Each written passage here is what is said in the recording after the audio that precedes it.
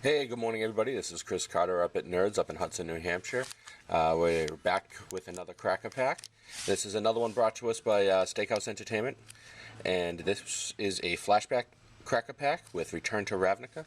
Now, this is right around the time I first started playing Magic, or really playing Magic, so I have a fondness for this set, and kind of excited about opening it up, and that's what we're going to do.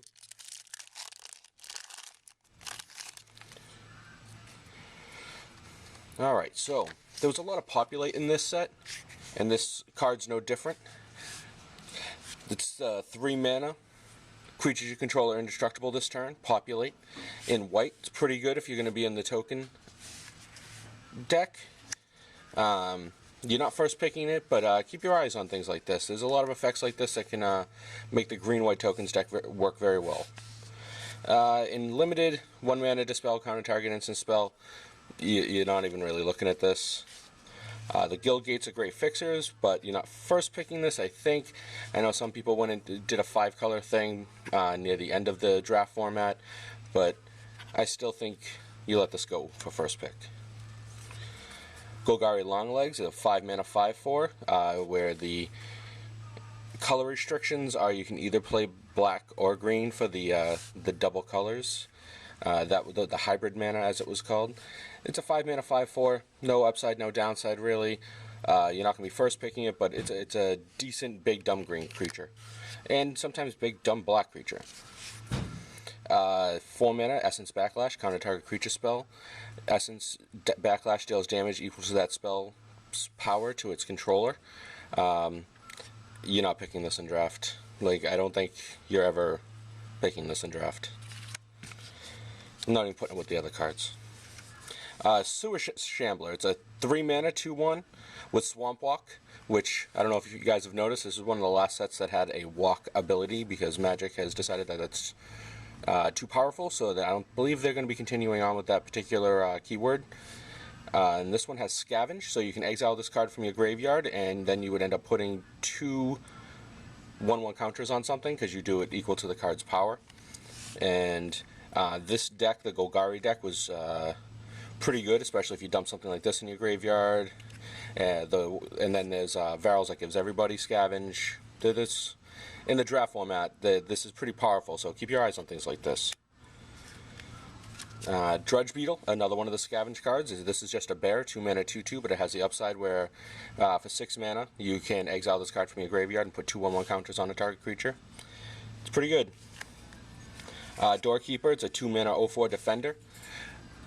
You pay 3 and tap it. Target player puts the top X cards of his or her library on top of his or her graveyard, where X is the number of creatures with defender you control. You're not picking this in draft. You can just let this one go. I'm going to put this over here with Essence Backlash with those cards that no one ever plays in draft. Lobber Crew, defender. Lobber Crew deals 1 damage to each opponent. Whenever you cast a multicolored spell, untap Lobber Crew. Believe it or not, this is an actual deck in this format, if you can get it. It looks silly, but I've lost to this silly deck. Mind Rot, been reprinted 1,000 times in Magic. Well, maybe not exactly 1,000, but you got to know what this does by now. 3 mana, target player discards 2 cards. You don't really want this in draft.